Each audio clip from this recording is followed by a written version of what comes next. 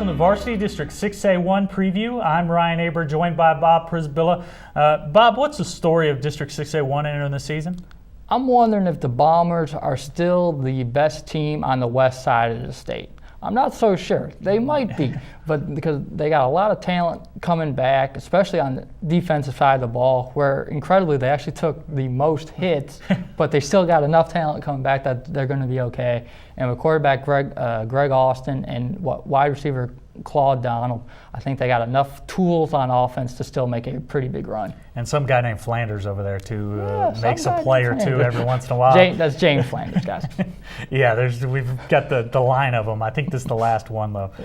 What's your team to watch in this district other than Midwest City?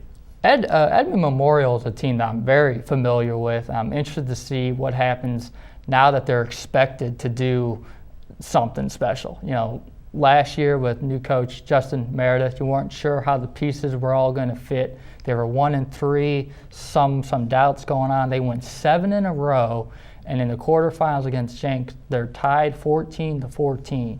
Now they lost a big chunk of that defense. The heart and soul of the defense is gone, but and this is a team that prides itself on the defensive side of the ball. So it's going to be interesting to see who steps up as the leader, because they definitely have the pieces in place on offense to make another solid run.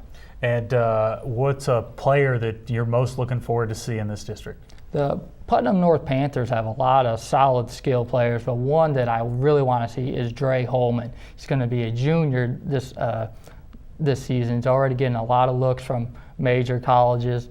He's one of the best running backs that I think you're going to see in state going for this season and definitely for next season. And what's a game that you're most looking forward to see in this season in 6A1? Week 8 at Midwest City with the Bombers and the Bulldogs. You know, it's always fun to talk to Coach Meredith about this one because he graduated from Midwest City, and so you got that angle to go with. And I also think it just might decide the district title too. And certainly some fun players to keep your eye on in that game on both sides of the ball. Oh yeah, I mean it's going to be fun. You know, last year it was really close until the fourth quarter when Trayvon Lewis actually had a defensive touchdown that ended up sealing that one for the Bombers, and you know that Memorial has not forgotten about that.